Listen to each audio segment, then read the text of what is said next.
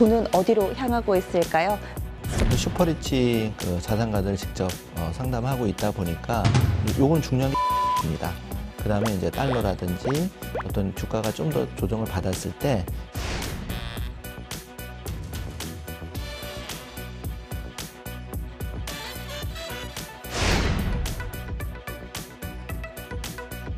네, 최근에 돈은 어디로 향하고 있을까요? 그동안에는 이 갭 투자다, 부동산 광풍이 한 번은 일었고 또 비트코인을 중심으로 한 가상화폐 열풍도 불었습니다. 하지만 최근에는 이런 투자처가 사실은 소강 상태죠.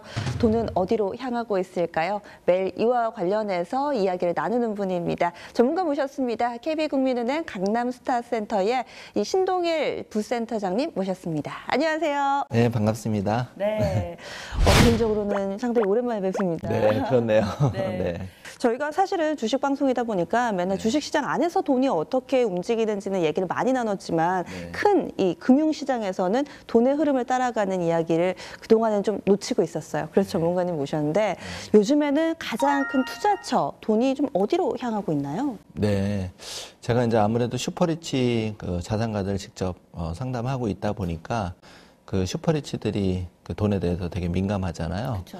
그래서 작년 시장하고 이제 대비를 해보면 주식 시장에서 이제 조금 조정이 있었고, 그 다음에 국내도 조정이 있었지만 해외도 좀 조정이 있었고, 그 다음에 부동산 시장은 좀 이제 그런 대출 규제, 그리고 이제 그런 고평가 논란 때문에 조금 소강 상태고, 이제 금융상품은 그래서 이제 그 금리 인상에 따른 약간 중위험 중수익을 좀 추구하는 그런 흐름이 있는 것 같습니다.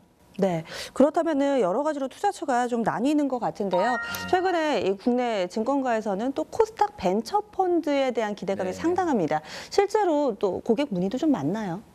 아무래도 그 코넥스 시장에 대한 이제 관심도 좀 계속 있고, 그 다음에 이 코넥스 펀드가 3천만 원까지는 10% 소득공제 혜택이 있기 때문에 일반인도 좀 관심이 많은 편인데, 어쨌든 기대 심리는 많이 있는 것 같습니다. 그렇다고 이 부동산에 투자한 것을 빼서 이쪽으로 옮겨가지는 않잖아요. 그렇죠? 그렇죠. 그러니까 이제 어떤 갭 투자에 대한 열풍이 조금 줄어들면서 금융상품에 대한 이제 관심이 좀 늘어나고 있는데 그 자금들이 이제 중위험 중수익으로 좀 흘러 들어오는 이제 느낌이고 그게 이제 반중하는 게 특정금전 시딱 중에 중위험 중수익 ELS 상품이라든지 그 다음에 이제 지금 달러가 한 1,170원 정도 기준 했을 때 한 1,060원, 70원대 100원 정도 떨어졌습니다. 그래서 이제 환차익에 대한 또 비과세 매력이 있다 보니까 그런 쪽도 좀 관심이 생기는 것 같습니다. 결국에는 여러 가지 투자 상품이 최근에는 혼재되어 있으면서 포트폴리오를 다변화하는 것 같은데 말씀해 주신 것처럼 환율도 요즘에 굉장히 많이 떨어지고 저금리가 고착화돼 있고 한미 간의 금리 역전 현상까지 뭔가 투자하는 데 있어서 환경이 좀 바뀌고 있는데요. 이럴 때 전문가로서 어떤 좀 투자 조언을 해주실 수 있을까요? 지금 이제 우호적인 사항이 이제 한 두 가지 정도 있는데 그동안 이제 좀 관심이 많았던 글로벌 4차 산업 관련한 주식이 좀 조정을 받았죠, 연초에. 그리고 이제 미국하고 중국의 이제 무역 전쟁 이슈 이런 것 때문에 시장이 좀 조정을 받았습니다. 그래서 그런 이제 관련주들이 한 15% 내외로 좀 조정을 받았는데 그동안 좀 관망하시던 분들은 이런 조정 기회가 이제 저가 매수 기회가 될 수 있고 또 하나 이제 그 우호적인 사항은 환율이 100원 정도 하락하다 보니까 이제 투자에서 이제 달러를 바꿔야 되는데 이제 원화를 달러로 바꾸는 데는 좀 더 유리한 그 국면이 형성된 것 같습니다. 네, 그래서 지금 외환과 관련해서도 뭔가 투자할 수 있을 만한 그런 상황이 펼쳐진 것 같아요. 그렇죠. 그래서 이제 그동안 사실 해외 주식 직구 같은 것도 관심이 많을 텐데 이제 뭐 이제 빵 주식이라 해서 관심이 많았던 주식들 아마존이라든지 뭐 페이스북 최근 논란 좀 있었지만 페이스북 그리고 4차 산업 관련한 뭐 엔비디아나 그 영화 좋아하시는 넷플릭스 이런 주식들이 조금씩 다 조정을 받았는데 사실 이제 이런 주식들이 국내 이제 삼성전자라든지 좀 특정 주식을 이렇게 말씀드리긴 좀 그렇지만 어떤 그 국내 시장 대비해서 해외 그 주식 시장에 대한 투자 매력도 좀 올라간 편입니다. 그래서 이런 것을 조금 이제 달러가 조정받았을 때 자기가 가능한 범위 내에서 조금 관심을 가져보는 게 좋을 것 같고 아까 말씀하신 코넥스 펀드도 소액으로도 투자가 가능하시거든요. 적립식으로도 투자가 가능하시니까 그런 것도 관심 가지면 좋을 것 같습니다. 네, 그리고 최근에 부동산 같은 경우는 뭐 거래 절벽이다 이런 얘기도 있고 뭔가 계속해서 대출 금리도 올라가고 하니까 이쪽으로는 좀 문의가 있나요?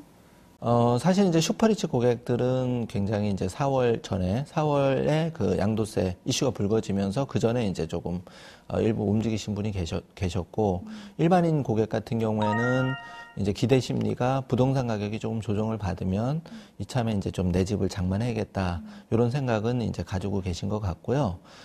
지금은 조금 시장 전체적인 분위기는 부동산이 좀 조정을 받지 않을까, 이런 기대 심리가 있어서 좀 관망하는 새가 이어지는 것 같아요.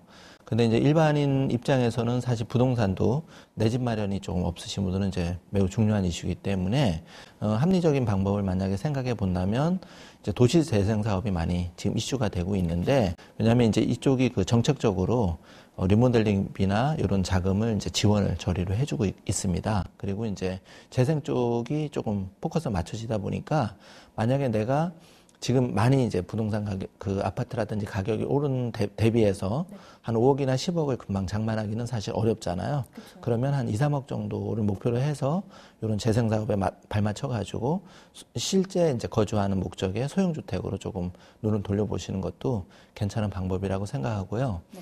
한 1억에서 한 2억 정도 내외에 좀 저평가된 소형주택 같은 것도 있으니까 그런 쪽도 좀 관심을 가져보시면 좋을 것 같습니다. 그럼 예전보다는 부동산 시장에 대한 투자 메리트가 약간은 좀 사그라든 게 맞다고 사실 봐야 되는 건가요? 그렇죠. 이제 그거는 갭 투자 열풍도 조금 줄어들고, 그렇게 된 직접적인 원인이 이제 대출이 그 DTI 기준이 좀 강화가 되면서 대출 한도가 많이 줄어들었고요. 그 다음에 이제 그 이미 가격이 좀 많이 올랐기 때문에 그거를 이제 섣부르게 좀 투자를 못하는 그런 부분이 있었습니다. 일단은 이제 부동산을 사고 싶어도 자금 조달이 조금 줄어드는 그 시장 분위기 때문에 조금 주춤했던 것 같습니다. 그리고 은행권에 들어가는 특정 금전 신탁이 좀 크게 빠르게 늘어나는 흐름을 보여줬는데, 사실 이 돈들은 고위험의 뭐 ETF라든지 이쪽으로 유입이 되잖아요. 그렇죠. 작년에 굉장히 이제 ETF라든지 뭐 코스닥 레버리지라든지 굉장히 투자를 해서 재미 보시는 분도 많으실 텐데, 올해 이제 상반기 시장은 조금 지지부진한 시장이었어요. 네, 그래서 이제 그 투자, 아까 말씀드린 특정금 신적 중에 ELS 주가연계증권 이런 상품에 조금 자금이 유입되는 이유가 이제 개별 종목보다는 지수형에 대한 조정이 좀 있었잖아요. 예를 들어서 S&P 500 지수라든지 홍콩 H주라든지 유로스탁 50 이런 지수들이 조정을 받았기 때문에 투자자 입장에서는 기초 자산이 되는 이제 그 지수들이 좀 조정을 받았기 때문에 좀 편안하게 들어갈 수 있는 여건이 됐다고 보여지고, 그다음에 앞으로 이제 시장이 조금 이제 상향했을 때 내가 조금 조기 상환 가능성이 좀 높아진다고 보기 때문에 그래서 이제 그쪽으로 자금이 좀 많이 들어가지 않았나 보여집니다. 지금 주식, 뭐 간접 투자 상품, 부동산까지 뭔가 그 매력도가 비등비등해진 것 같은데, 그러면 현재 우리가 놓여 있는 이 대한민국 경제 상황 속에서 전문가로서 추천해 주시고 싶은 이 투자 방법, 노하우가 있다면 마지막으로 정리를 해주시죠. 네, 일단은 이제 그 전체 자산 100이라고 했을 때 종잣돈이 1,000만 원이신 분도 있으실 거고 5천만 원, 1억이신 분이 있을 텐데, 어쨌든 나의 금융자산, 그 현금 100이라는 기준으로 봤을 때는 부동산은 한 5, 60% 정도 비중을 두고 조금 이제 소형주택, 내 집 이제 실소유자 위주로 그렇게 접근하시면 좋을 것 같고요. 그 다음에 이제 금융자산 부분은 지금 이제 그 해외 주식 직접 구입, 직접 투자. 그래서 이제 지금 주가 조정 받았으니까 한 자산의 한 20% 내외 투자하시면 좋을 것 같고, 그 다음에 이제 특정 금전 신탁 중에서는 ELS 연계증권이나 지금 이제 그 금리 인상을 기대하기 때문에 단기 채권 금리가 좀 좋을 수 있거든요. 그래서 이쪽 부분에 한 3, 40%, 그리고 나머지는 이제 정기금 금리도 이제 2%대 이상으로 회복했습니다. 그래서 이런 쪽으로도 좀 자금을 운영하시다가 하반기에 이제 금리 인상이 좀 본격화되거나 그다음에 이제 달러라든지 어떤 주가가 좀 더 조정을 받았을 때 계속 분할 매수 전략으로 조금, 요건 중요한 게 시스템입니다. 예, 한목에 많이 들어가는 게 아니라 내가 전체 자산 중에 나의 위험 성향에 맞게 이제 자산 포트폴리오를 짜고 거기서 이제 조금 적립식 투자 방법을 이용하시는 게 위험을 많이 낮추면서 한 5%대 목표 수익률을 좀 달성할 수 있는 그런 방법이 아닐까 생각됩니다. 네, 알겠습니다. 오늘 말씀 고맙습니다. 네, 감사합니다. 네, 주식 투자 외에도 투자처는 상당히 여러 가지로 다양하게 열려 있습니다. 이런 가운데서 투자 성향에 맞게 투자 선택하게 되겠죠. 슈퍼리치의 비법이 특별한 게 있는 것이 아니라 일상의 절약 속에 있다라는 점 다시 한번 깨달았습니다. 여러분들도 오늘 하루 적용해 보시고요. 지금까지 토마토 인터뷰 소통 KB국민은행 강남스타 PB센터의 신동일 부센터장과 함께했습니다.